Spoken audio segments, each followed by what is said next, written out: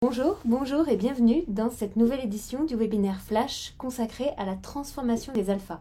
Donc aujourd'hui nous allons surtout parler des toutes premières étapes de la progression de grande section et nous reviendrons un petit peu sur les outils essentiels et aussi sur les atouts de la formation en ligne pour mieux apprendre à appréhender, à mettre en œuvre les outils de manipulation.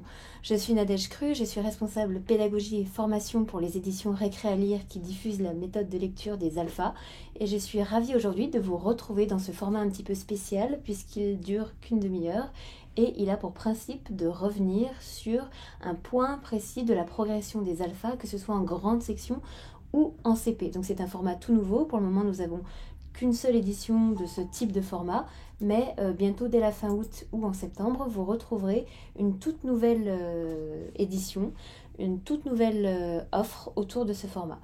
Donc l'objectif, c'est d'aller en détail dans le point de la programmation abordée. Nous partons du principe que vous connaissez déjà la méthode, que vous connaissez déjà ses grands principes, ses atouts, la façon dont elle fonctionne et ses outils principaux. Donc si ce n'est pas le cas, si vous venez de découvrir les alphas ou si vous voulez en savoir plus, n'hésitez pas à vous tourner vers l'ensemble de notre programmation de webinaires qui se détaille dans l'onglet webinaire qui est dans la partie formation de notre site internet.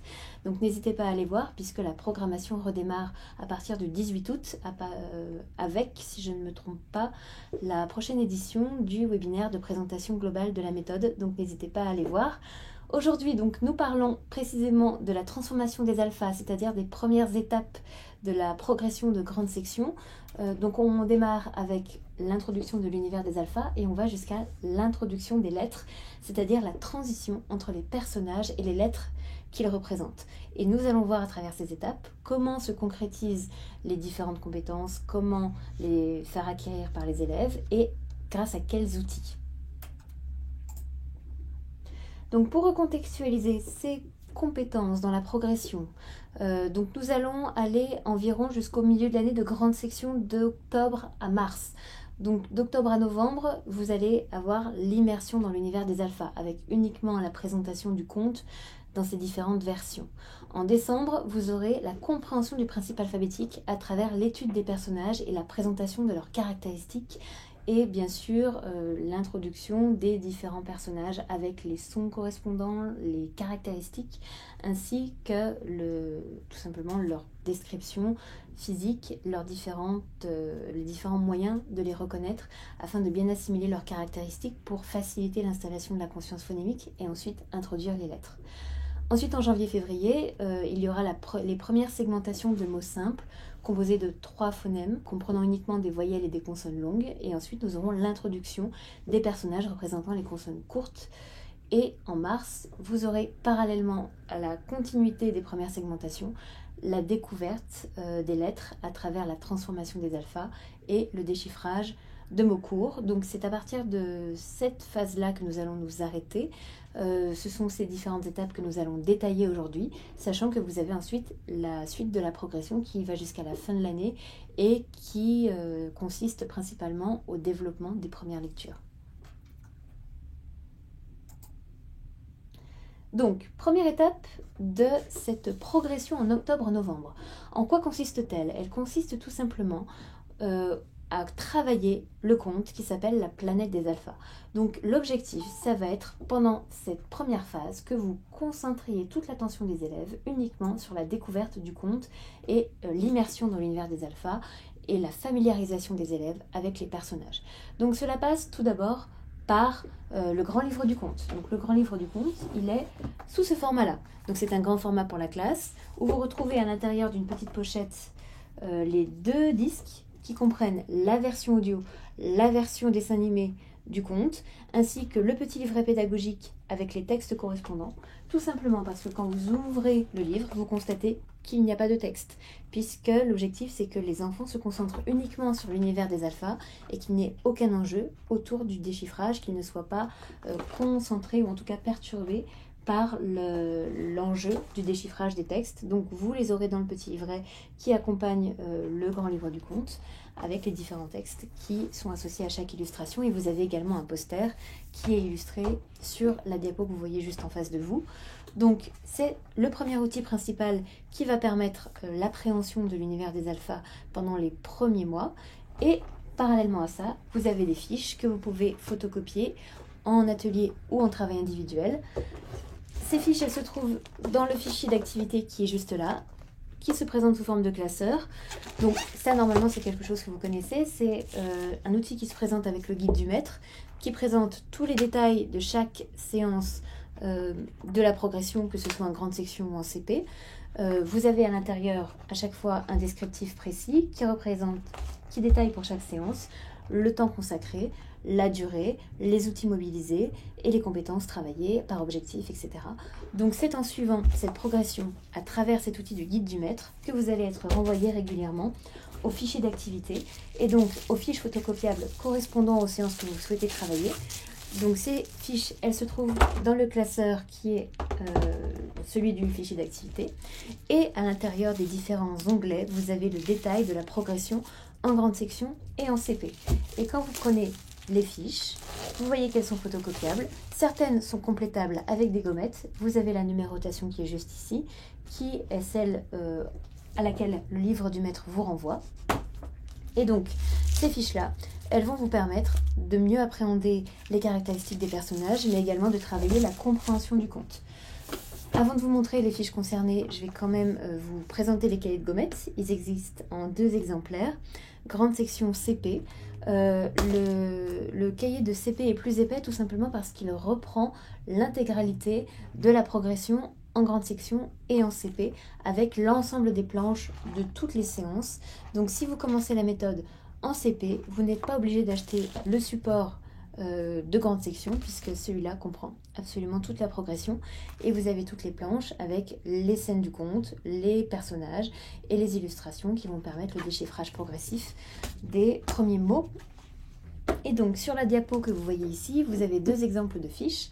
La première, elle permet d'introduire des activités qui vont travailler la compréhension du conte. Donc là, vous avez une sorte de jeu de questions-réponses où vous donnez les questions à l'oral et ensuite l'enfant aura pour tâche de colorier l'image qui correspond à la bonne réponse de la question que vous aurez posée.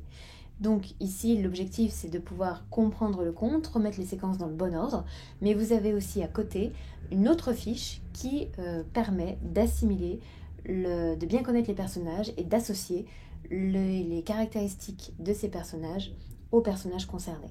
Donc là, ça fonctionne sous forme de devinettes. Donc vous avez par exemple sur la diapo que vous voyez en face de vous, il est zébré, il zozote et vole en zigzag.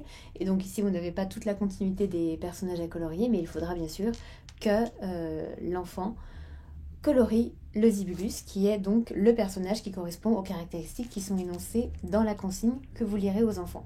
Donc là, vous voyez que pendant 2 mois, l'objectif, c'est vraiment de se concentrer uniquement sur la découverte du conte et les personnages. Le fait que le conte existe sous différentes formes, c'est bien entendu fait pour que vous puissiez adapter les formats, adapter les moyens de présenter le conte aux élèves, car plus les enfants seront immergés dans l'univers des alphas, mieux ils connaîtront les personnages, plus facilement et plus solidement sera installée la conscience phonémique. Donc n'hésitez pas à vraiment passer du temps sur ce conte. Donc voilà pour la première étape de la progression. Alors, l'étape suivante, vous constaterez que au mois de décembre, on continue la connaissance des personnages par les enfants.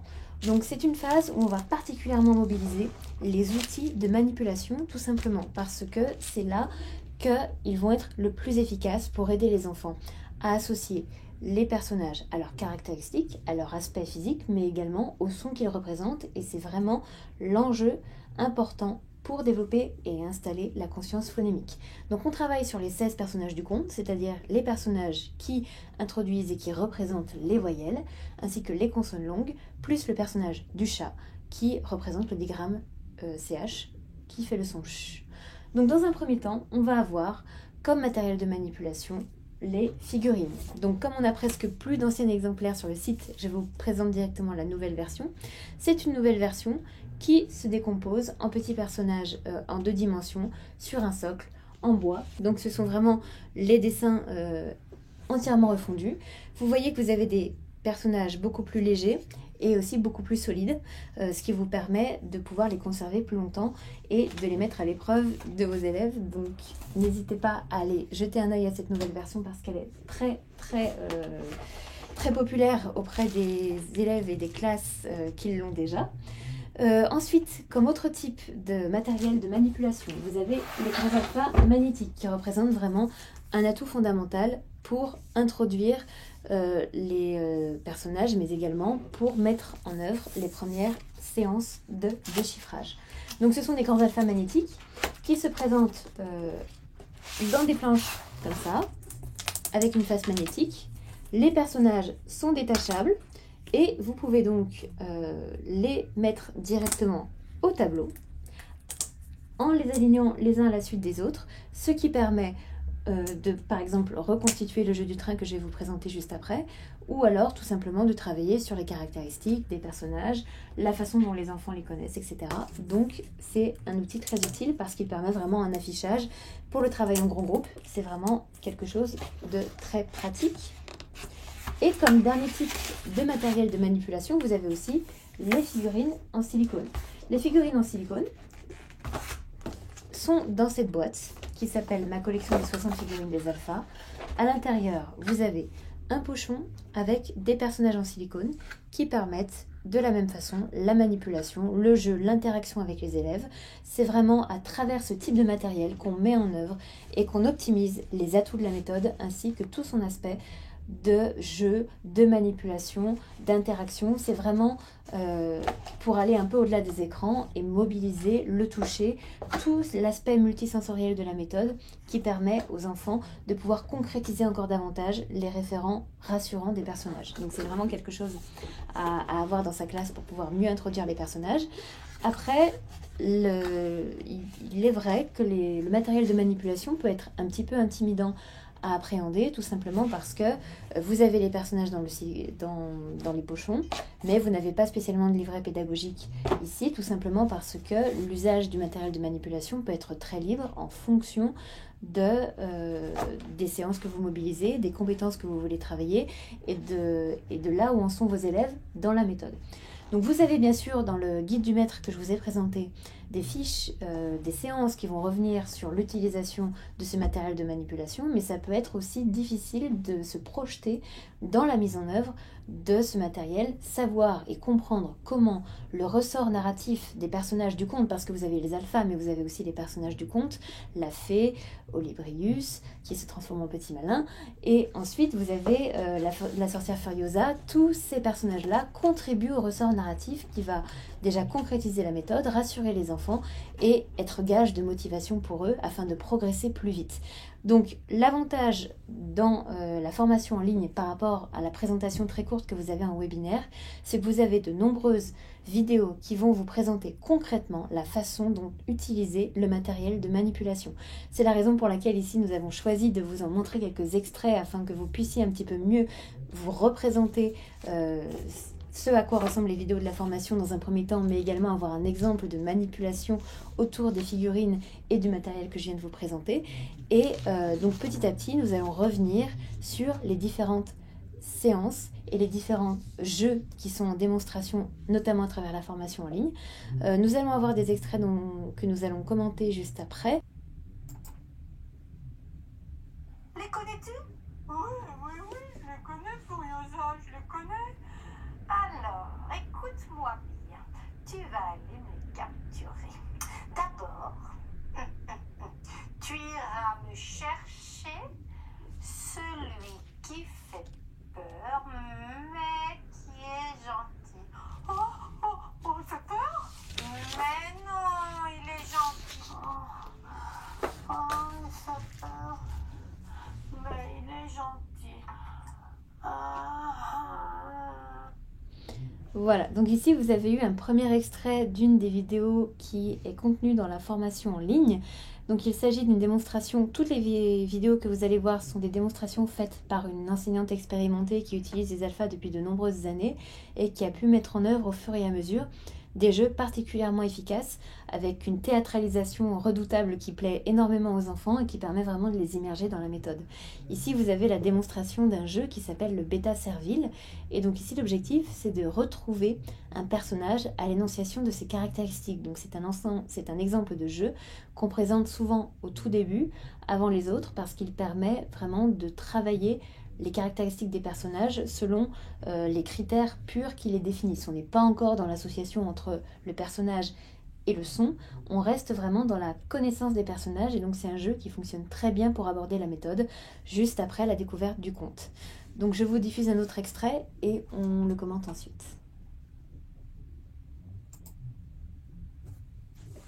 Nous allons faire l'appel pour qu'il n'y ait pas de bousculade à la sortie de la soucoupe. D'accord. Alors en premier, j'appelle celle qui s'appelle la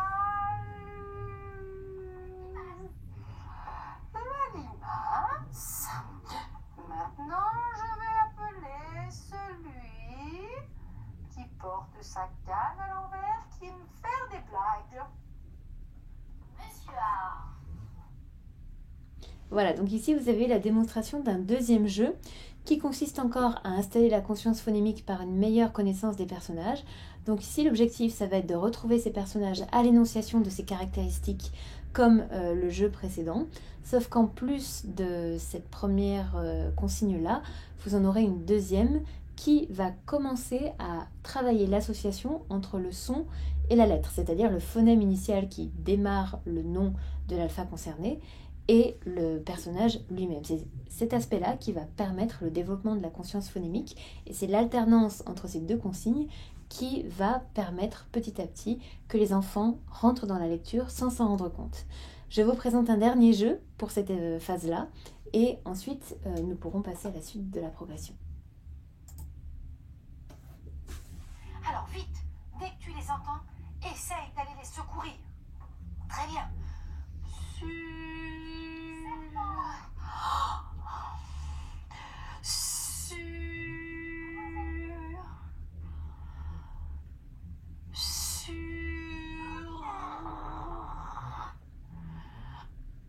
Voilà, donc ici vous avez eu l'introduction d'un troisième jeu qui s'appelle le jeu du tunnel.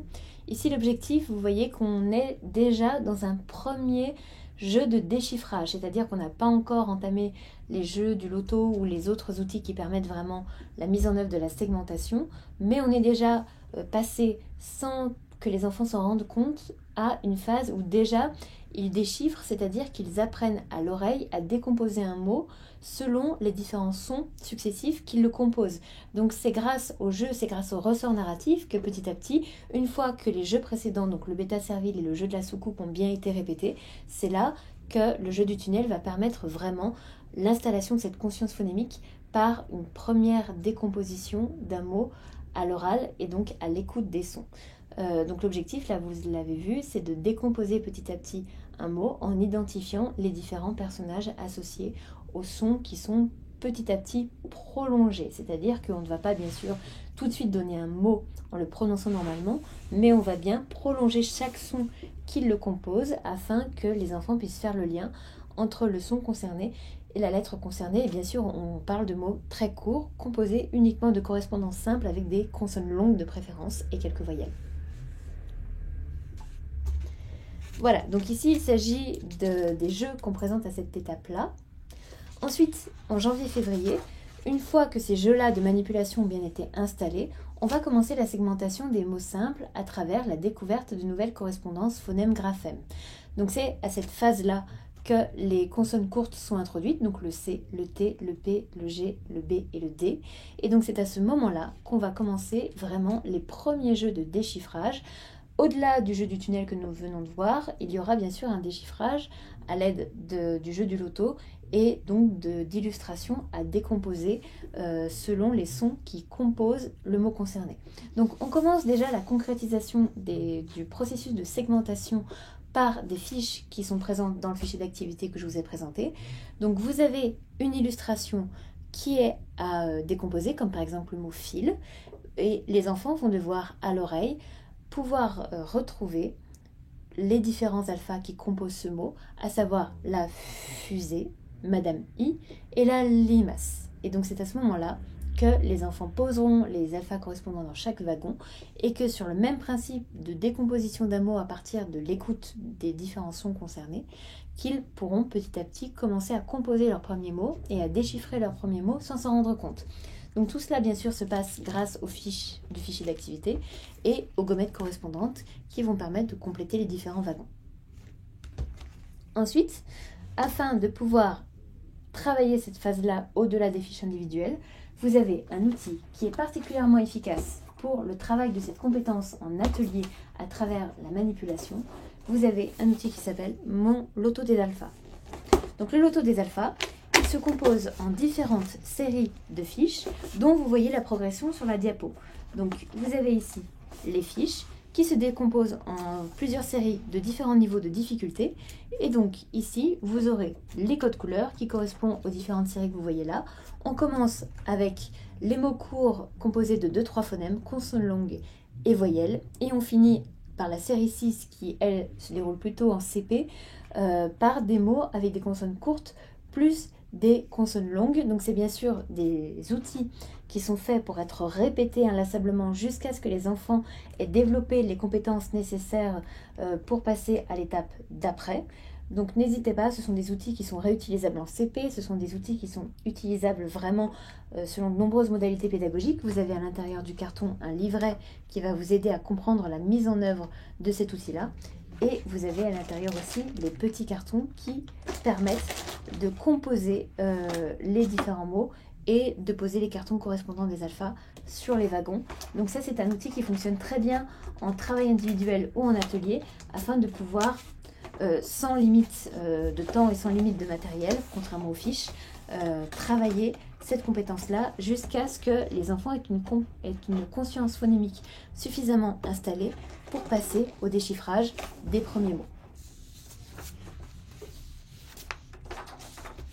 Donc voilà pour cette phase-là. Et ensuite, on arrive en mars avec la dernière étape de notre présentation d'aujourd'hui, mais également celle qui est l'une des plus cruciales dans l'année, à savoir l'introduction des lettres. Donc on continue le processus de segmentation comme nous l'avons vu précédemment, mais c'est à ce moment-là aussi que nous introduisons les lettres à travers un conte qui s'appelle la transformation des alphas. La transformation des alphas est décomposée en deux histoires. La première, celle qui va être introduite en tout premier, ça s'appelle À la poursuite des alphas. C'est le conte qui va permettre d'expliquer que les alphas doivent échapper à la méchante sorcière Furiosa, notamment grâce à la fée, qui va permettre de trouver une astuce où les personnages vont prendre un aspect de lettres minuscules cursives, c'est-à-dire la forme la plus proche de celle que les enfants connaissent à travers la forme déjà des personnages.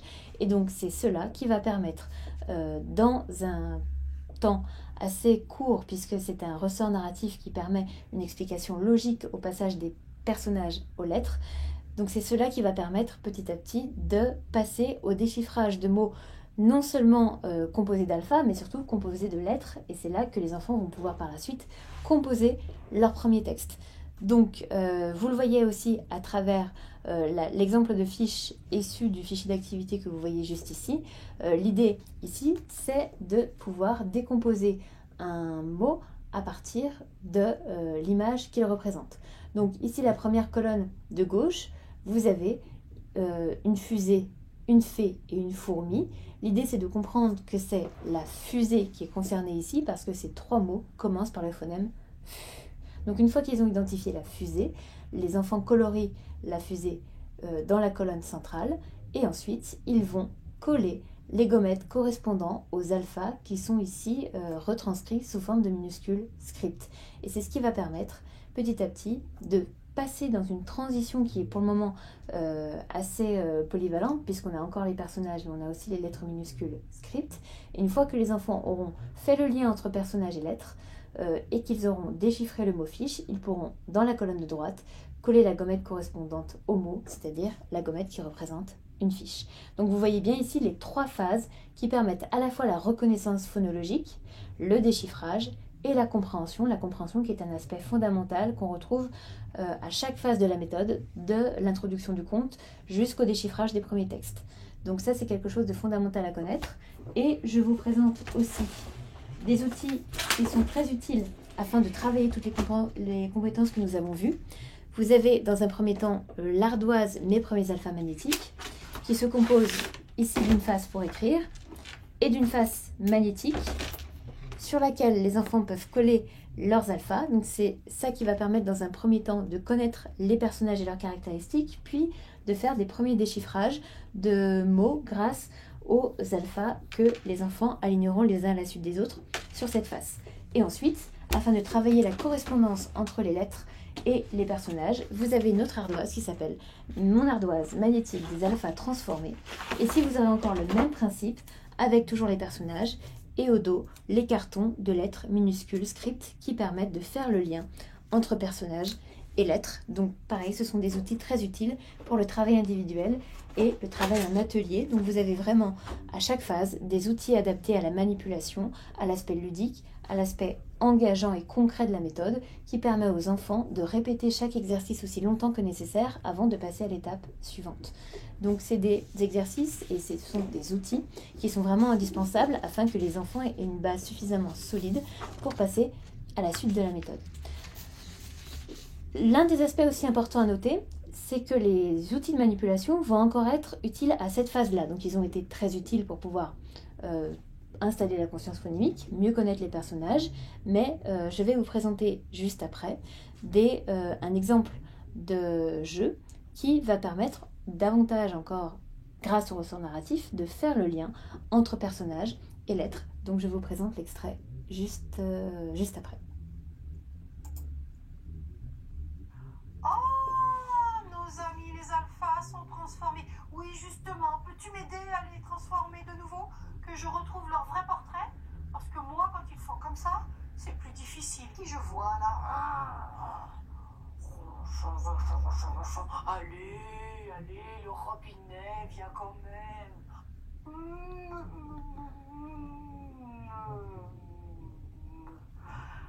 Bonjour le monstre. Ah, fou. Voilà, donc ici vous avez un jeu qui s'appelle Les alphas se sont transformés, qui a pour objectif d'associer l'alpha à l'alpha transformé, c'est-à-dire la lettre qui lui correspond. Donc ici c'est une vidéo qui est très utile parce qu'elle vous permet de montrer qu'on ne se contente pas uniquement de dire « Ah oui, effectivement, la lettre minuscule script, c'est la fusée ici. » Donc déjà, l'aspect important à noter, c'est qu'on ne parle pas de lettres. C'est quelque chose que l'on évite de faire tout simplement parce qu'on veut garder le référent rassurant du personnage. Donc c'est la raison pour laquelle les lettres s'appelleront toujours les alphas transformés. Ce sont des référents qu'il est important de garder tout simplement parce qu'ils vont permettre de pouvoir être un élément omniprésent vers lequel les enfants vont pouvoir se tourner, y compris en CP lorsqu'ils aborderont des phases plus complexes de la lecture, des compétences et des correspondances plus difficiles à repérer et à déchiffrer. Donc c'est la raison pour laquelle on garde toujours les personnages en tant que référents et qu'on ne parle jamais de lettres. Et ici, vous voyez que cet exercice est encore un moyen d'associer, de développer la conscience phonémique en associant les personnages avec le son correspondant. Donc là, vous voyez qu'à chaque fois, l'enseignante qui fait la démonstration va prolonger le phonème de départ afin de dire « Ah oui, effectivement, là, cet alpha transformé, c'est la fusée. » Et elle va faire « Et hop, elle va faire le lien entre personnage et lettre, toujours en rappelant ce phonème de référence qui est associé notamment à la fusée. Et c'est comme ça qu'elle va pouvoir arriver à non seulement retravailler la conscience phonémique, tout en faisant ce lien entre personnage et lettre. Donc nous avons fini la présentation d'aujourd'hui à travers les extraits de la formation en ligne. Donc vous avez ici une sorte de rappel rapide des caractéristiques de la formation en ligne. La session d'août vient de commencer aujourd'hui. Donc c'est une session qui va durer 1 mois, qui est accessible en temps dès que vous le souhaitez, pour la durée que vous le souhaitez. Donc vous vous connectez autant de fois que vous voulez, pour la durée que vous voulez.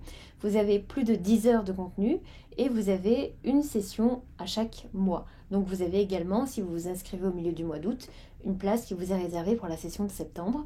Et c'est valable pour chaque mois, c'est-à-dire que si vous réservez au milieu du mois de septembre, vous êtes inscrit pour la session d'août, etc. Et donc il y a 100 places par session et les contenus restent libres d'accès pendant 1 mois sur la session concernée par votre inscription. Donc c'est un parcours qui est très varié parce que vous retrouvez des supports interactifs, des vidéos, des PDF à télécharger, des infographies, des visuels récapitulatifs et des jeux. Donc c'est vraiment un parcours qui propose des supports très variés, mais également des supports interactifs qui permettent tout simplement que vous soyez partie prenante de la formation, que vous puissiez être en interaction avec les contenus et que donc vous puissiez être vraiment acteur de votre formation. Ce n'est pas un contenu descendant où les informations vous parviennent sans qu'il y ait de réflexion menée. Donc c'est vraiment quelque chose qui est très, très engageant et nous avons d'excellents retours sur cet aspect. Et surtout, l'aspect sur lequel nous insistons, c'est la variété des vidéos qui sont présentées, parce que vous avez des jeux en classe, vous avez des démonstrations de matériel de manipulation, comme vous avez pu le voir, vous avez la mise en œuvre d'ateliers individuels, des séances collectives en situation réelle, l'introduction d'outils incontournables, et c'est là, dans ce genre de vidéos, que vous verrez vraiment en direct les réactions des élèves, la façon dont ils appréhendent les nouveaux outils selon ce qu'ils connaissent déjà des alphas, et ça vous permet vraiment, quand vous n'avez jamais mis en œuvre la méthode, de pouvoir vous plonger vraiment dans le contexte dans lequel se déroulent les différents outils et la façon dont les enfants adhèrent au monde des alphas et comment leur connaissance des personnages leur permet à chaque fois de déchiffrer de nouvelles correspondances plus complexes. Donc c'est vraiment des vidéos indispensables pour vraiment vous plonger dans la mise en œuvre de la méthode, et c'est un préambule idéal à l'appréhension du guide du maître qui est particulièrement dense, et ça vous permet de l'appréhender beaucoup plus efficacement lorsque vous avez eu une présentation plus globale et plus concrète de l'ensemble de la progression en grande section et en CP. Donc à présent, je reste à votre disposition si vous avez des questions. N'oubliez pas que pour la session d'août qui ouvre aujourd'hui, il est encore possible de s'inscrire. Je suis disponible jusqu'au 3 août. Donc n'hésitez pas à m'écrire si vous avez des questions. N'hésitez pas à vous inscrire puisque je vous inscrirai directement à la session qui est en cours si vous le souhaitez. Et ce qu'il est important de noter, c'est que le mois d'août, c'est le dernier mois possible pour la mise en œuvre du tarif de découverte du parcours. C'est-à-dire que ici, vous avez un tarif inaugural qui est de 70 € pour une session, 60 à partir d'une commande groupée de 4, et c'est un tarif qui va prendre fin à la fin du mois d'août. Donc n'hésitez pas à vous inscrire à la formation en ligne pour ce mois-ci, parce que c'est vraiment le moment pour profiter de votre été, profiter d'un tarif abordable pour découvrir la méthode et découvrir le parcours de formation en ligne qui va vous permettre de mieux vous plonger dans l'appréhension des outils. Donc nous avons hâte de vous retrouver là-bas. Et maintenant, je suis disponible pour répondre à vos questions si vous en avez. Bonjour, donc j'ai suivi la formation il y a 12 ans avec Madame Huguenin à Paris. Est-il possible d'avoir accès aux vidéos de situation en classe ?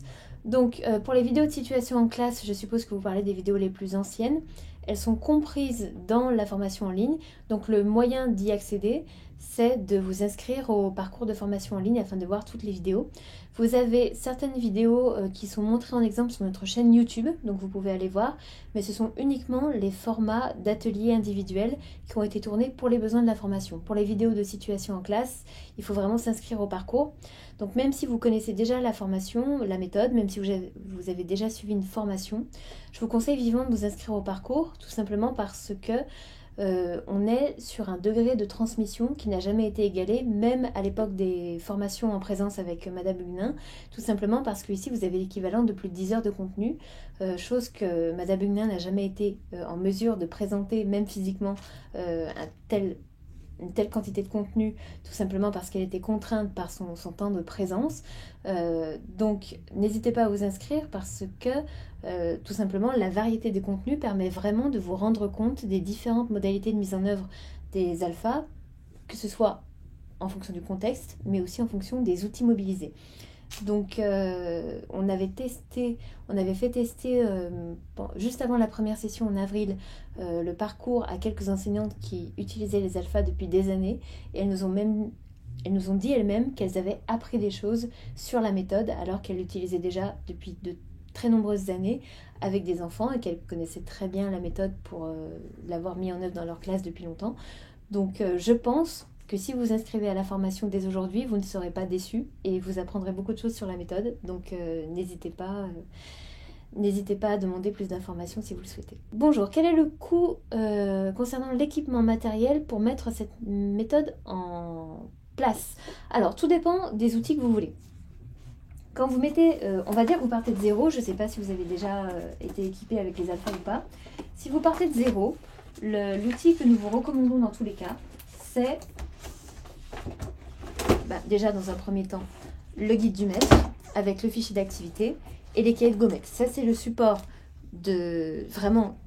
alors si vous partez de zéro, forcément c'est le guide du maître avec son fichier d'activité qu'il vous faut, tout simplement parce que c'est le résumé de l'ensemble de la progression, et même si vous n'avez pas tout de suite tout le matériel de manipulation, c'est vraiment les fiches et les différents exemples de séances qui vous sont donnés qui vont vous permettre de travailler l'ensemble des compétences de l'ensemble de la méthode. Ensuite, tous les outils que je vais vous présenter après, donc n'oubliez pas que tout ça c'est associé au cahier de Gomex. Ensuite, l'outil indispensable, c'est le compte. Voilà. Si vous devez commencer par quelque chose, c'est vraiment ces ensembles-là, parce que vous aurez déjà la base de la méthode, l'outil indispensable qui est à l'origine de tout le ressort narratif, parce qu'on passe obligatoirement par là avec les alphas, même au début du CP.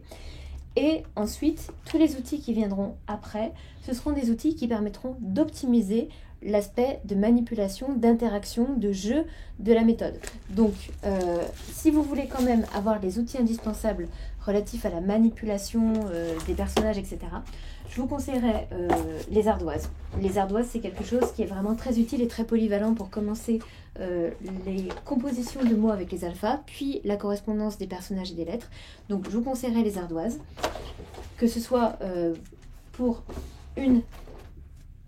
chaque élève, ou alors quelques-unes pour constituer des ateliers, c'est très utile, et les alphas magnétiques pour les séances de travail collectif au tableau, parce que je connais beaucoup d'enseignants qui n'ont pas eu tout de suite et qui prenaient les figurines en silicone et les fixaient au tableau avec de la pâte à fixe. Donc je vous conseille directement d'acheter les alphas magnétiques. C'est vraiment le premier outil qui va être utile pour votre mise en œuvre de la méthode. Et si vous partez de zéro, sachez que vous avez un code de réduction de moins 25% qui va vous être envoyé à partir du moment où vous achetez la formation en ligne. La formation en ligne, c'est une enseignante qui me l'a dit au moment où elle s'était inscrite à la toute première session. Elle m'avait dit qu'elle partait de zéro avec les alphas et que ça avait été pour elle un gain de temps précieux, tout simplement parce que ça lui permettait de mieux appréhender le livre du maître. Pour elle, c'était un préambule idéal à l'appréhension de ce support-là parce qu'il est particulièrement dense et elle avait un recul, une hauteur de vue sur l'ensemble de la progression qui lui avait été indispensable pour mieux appréhender l'ensemble du développement de la progression. Et elle m'avait dit, je n'imagine pas le temps que j'aurais perdu sans la formation à lire chacune des séances, à me les approprier pour mieux savoir ce qui était adapté à ma classe, alors que là, je savais déjà ce que je voulais faire et j'avais une bonne idée de la façon dont ça se concrétisait.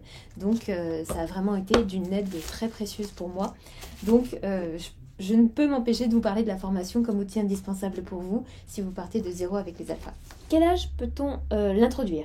Alors, si on part du principe que les enfants ne connaissent pas du tout les alphas, le mieux c'est de l'introduire en grande section, comme ça vous êtes sûr de continuer dans la dynamique de l'année avec l'introduction de la méthode, de l'univers des alphas, des personnages, et là vous êtes sûr d'avoir une progression sur l'année cohérente où les enfants seront entrés dans l'univers des alphas et où ils seront encore dans la découverte, dans cette dynamique de la nouveauté pour pouvoir mieux appréhender la méthode. Après, on sait que les alphas sont parfois dans certaines classes multiniveaux très très intégrés et que par la force des choses, certains enfants en moyenne, voire en petite section, connaissent déjà les alphas.